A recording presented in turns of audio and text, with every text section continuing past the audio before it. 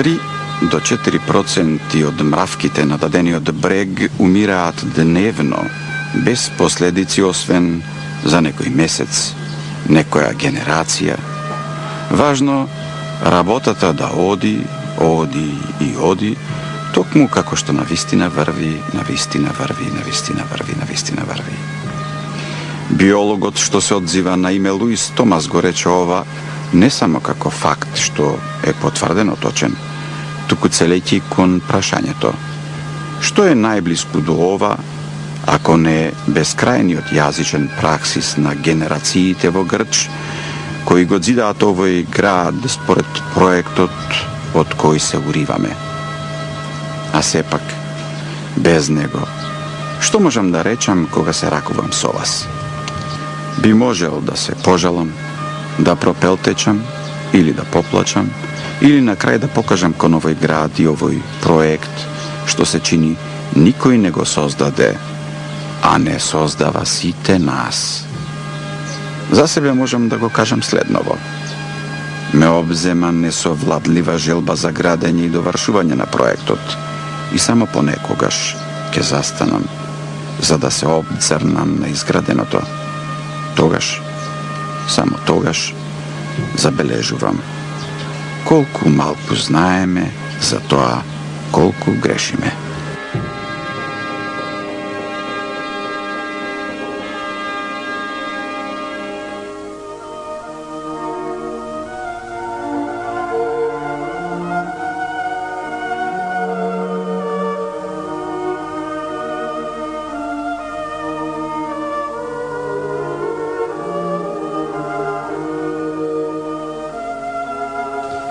Те отворам. Скрцнува воздухот, високите температури, но срцето те чува. По камењата и сувите треви се спровираат змии, страсти, а музиката лубеница ја гасне жетта. Се влегува изгледа одвнатре или се паѓа. Мене описот не ми се допаѓа, но ме инспирира.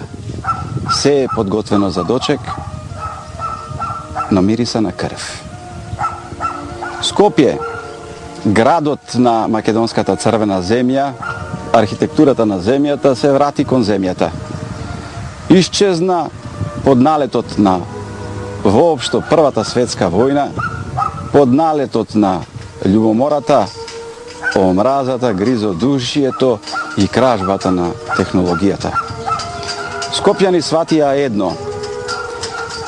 Покрај жестокоста и масовната смрт која ја донесе војната, инаку непозната за скопјани, тие не го заборавија примарниот порив за градба, што значи потрага по возобнова на рајската среќа, и тие решија среќата повторно да биде тема на архитектурата на овој град, но сега изграден од камен.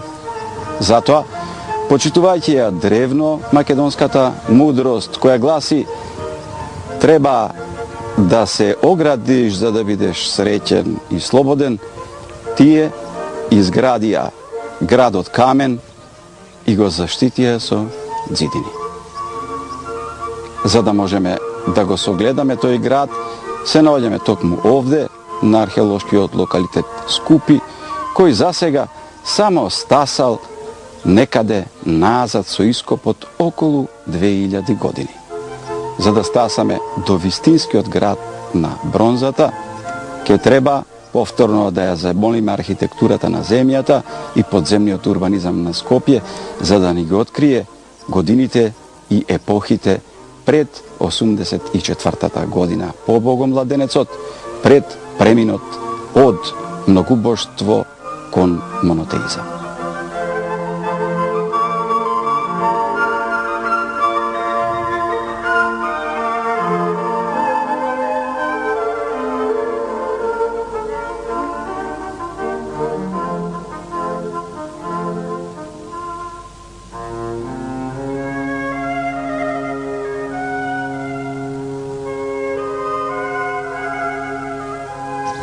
Со археолошките истражувања констатирана е преисториска фаза на македонска населба.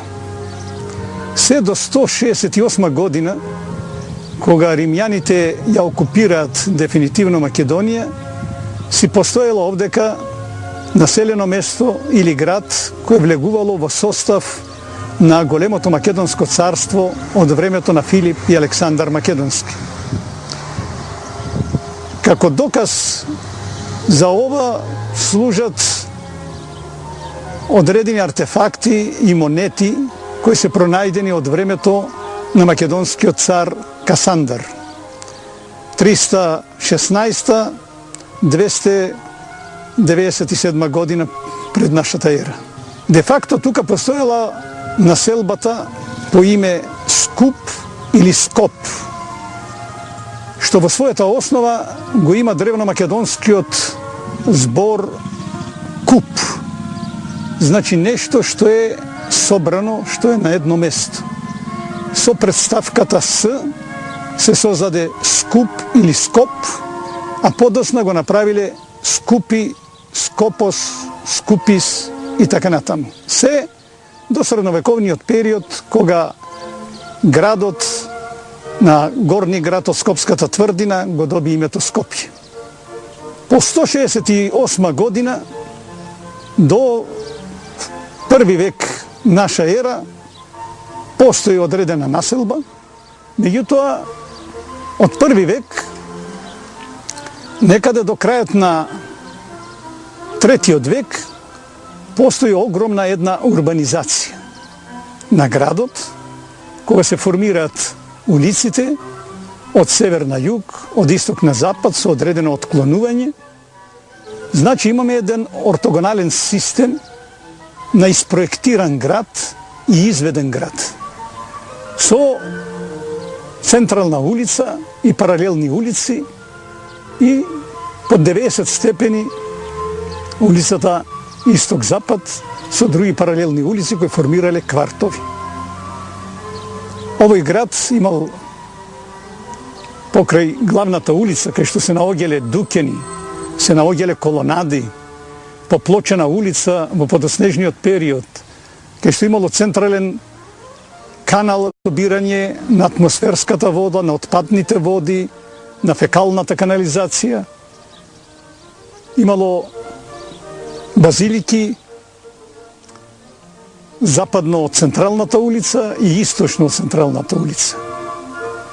Во времето на Клавди, овдека се населуваат и служени легионери. Значи од Клавдиевата 7 легија, исто така тука била сместена 4-та скитска легија, 5-та македонска легија, а има предпоставки дека се наоѓала и 4-та македонска легија. Главната реурбанизација или урбанизација на градот е помеѓу првиот и 4-тиот век. Крај на 3-тиот и почетокот на 4-тиот век настанува втората реурбанизација на градот. Значи, после Миланскиот едикт, Скупи има епископија, а после 451 година имаме архиепископија. Исто така Скупи е значајно со тоа што како административен, воен, културен, трговски центар, не само на централниот македонски полуостров, туку и пошироко, се наоѓал на раскрсница помеѓу исток и запад, север и југ, и затоа овдека имаме посета на повеќе императори, меѓу кои во 379 и 388 година и на Теодосије I, кој овдека издал 2 царски укази, еден под Скопис, а другиот под Скупис. 518 година се случува катастрофален земјотрес, во кој според Марцелин Комес се уништени 24 града, меѓу кои и градот Скупи. Во 268-69 година има наезда на готите, а во 4 век на хуните, и поради навестувањето дека ќе има напад од страна на разни вандали кои доаѓале на овие простори, населението беше излезено и тоа е среќата што остана живо населението после земјотресот од 518 година. Меѓутоа никогаш повеќе Скопје не го доживува тој сјај што го имал со неговите базилики и цивилни и верски, односно ранохристијански базилики, со чесмите, со импозантните улици, со импозантните административни објекти и така натаму. Животот после 518 година трае се до 11-12 век, меѓутоа тоа е веќе едно помало населено место кое никаде веќе не се споменува, каде што нема веќе седишта на архиепископија. Бидејќи после 535 година архиепископијата се преселува во нов град, изграден од царот Управда Истинијан или Јустинијан I, наречен по неговото име Јустинијана Прима.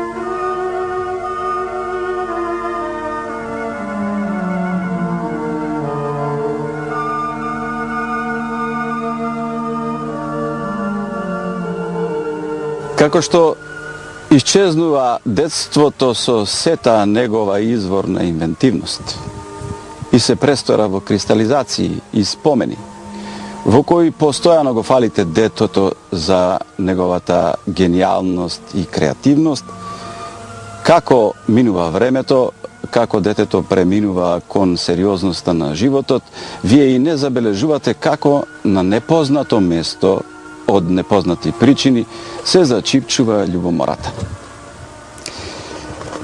Скопјани во периодот на неолитот и воопшто источниот Левант се занимава со благородната игра на откривање на орудија и осуваршување на орудија кои помагаат за посреќен живот. Неолитското Скопје беше градот на среќата. Тоа не остана незабележано за народите кои живееја се уште во палеолитот и мезолитот.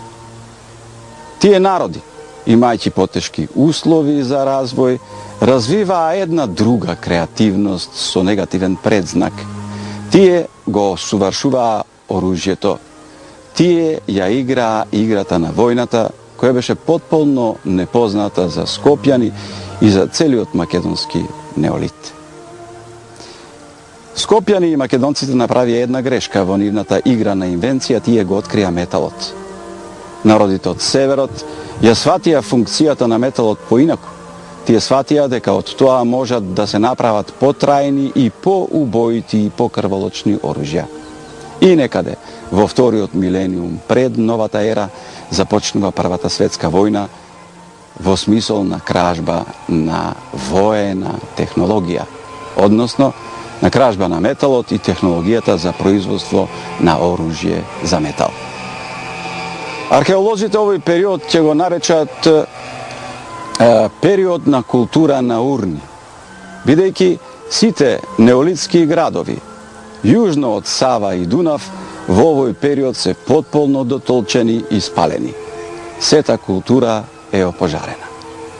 На тој начин исчезнува неолитското Скопје, градот на земјата, и се појавува градот на каменот. Скопјани и македонскиот неолит возвраќаат со нов град, град кој е создаден од камен, но овој пат двоен. Град на живите и град на мртвите.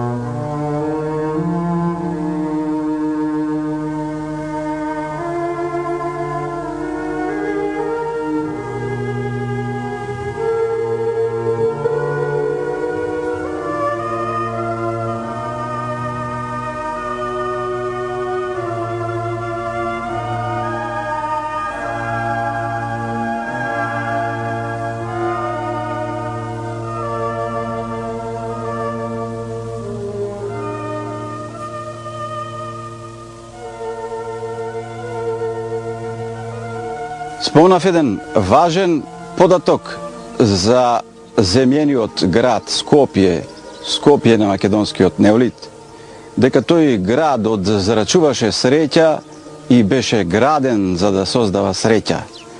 Тоа елементарно чувство за достоинство не го забравија ни скопјани на градот од камен, но го надградија и сватија нешто како први архитекти на Европа, како прв градителски, сериозен, естетски двиг во Европа.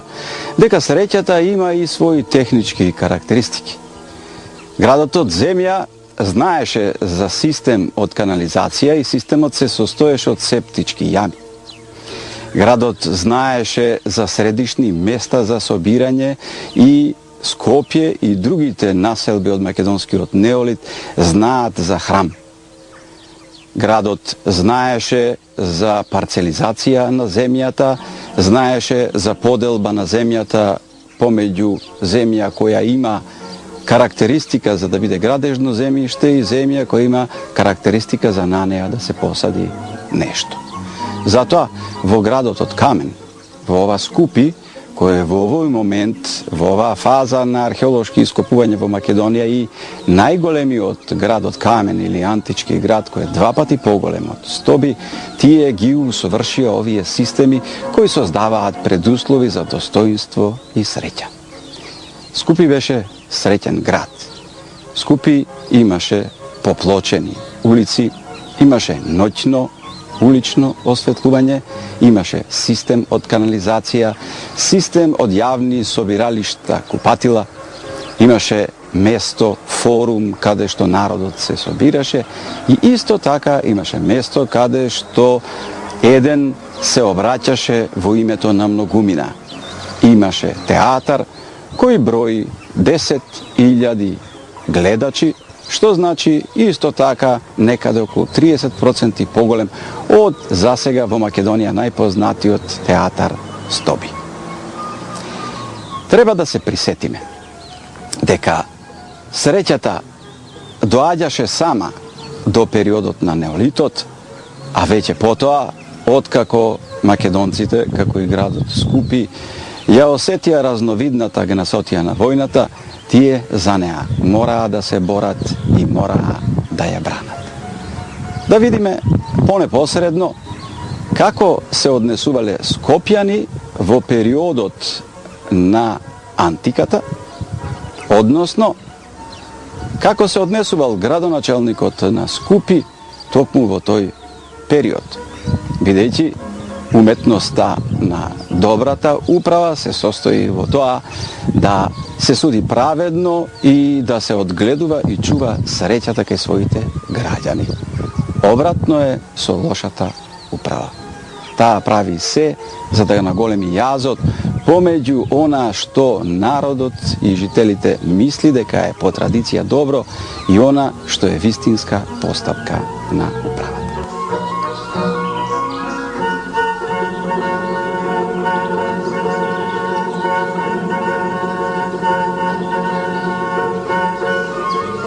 Добро е да ги знаете податоците за градовите, да ја знаете урбаната поставка, годините, значајните личности, но нема да имате представа за континуитетот на културата и начинот на живењето во Скопје доколку не видите една слика на обичниот живот на луѓето од камениот град Скупи. Ке се обидам да ви го представам животот во овој извонредно богат град во некаде 518 година, во времето кога градоначелникот има своја функција слична како градоначелникот денес, кога тој наутро се буди, пречека ние со добро утро прво од неговите дворјани, кои се дворјани затоа што му се додворуваат, а откако ќе ги заврши сите вообичаени физиолошки утрински активности, тој излегува во атриумот на својата куќа и тука го пречекуваат граѓаните кои се дворјани од втора фаза, бидејќи тие му се додворуваат и секое утро чекаат да му посакаат не само добро утро, туку и да му кажат колку е тој добар, колку добро изгледа, да се заинтересираат за неговото здравје. Таа култура скопјани и денес не ја промениле, но разликата е следна. Градоначелникот на секој таков дворјанин на кого ќе му биде допуштено да упати добар збор до него, му остава во раката по еден златник. Таа навика одамна е изменета и станува обратно. Денес граѓаните на Скопје му потпуштаат по некој златник на градоначелникот за подобро да ја сврши својата функција. Но потоа градоначелникот од тоа време се упатува на својата секојдневна прошетка низ градот, поздравувајќи се со луѓето по улицата и редовно посетувајќи ја базиликата. Базиликата е почитувано место во кое што се одвива јавен живот, често пати тоа е затворен пазар, кој бара и одлуки околу праведноста на понудата и поварувачка и околу праведноста на трансакцијата, односно тоа што е купено за пари, дали навистина толку вредело. Секогаш има конфликти и градоначелникот приближно на оваа место, значи на врвот во апсидата на базиликата, седи и ги донесува своите одлуки. Вообичаено неговите одлуки се праведни. И тој задоволен од својата одлука се враќа назад и шета повторно по прекрасните меремерни травертински улици на Скопје. Во случајов тој го среќава градскиот хроничар. Градските хроничари се луѓе кои веројатно и најмногу го познаваат и го сакаат градот и тие секогаш со занес зборуваат за градот. Градоначелникот се разбира не е многу среќен при средбата со вакви занесеници, но сепак го слуша како му објаснува дека тој успеал да преведе некои текстови во кои што Полиби во своите 40 книги историја го спомнал Скупи. Градоначелникот му вели дека ќе оддели пари за довршување на преводите, но заминува понатаму. Како секој добар градоначелник, тој е премногу заинтересиран за сегашноста, помалку за минатото и затоа не забележува дека на заминување овој му споменува дека според книгите на Полиби тој извлекол некакви заклучоци и рачуници дека на секои 500 години градот Скопје е посетен од богот Посеидон. Ова ќе има катастрофални последици по градот токму во истата таа 518 година.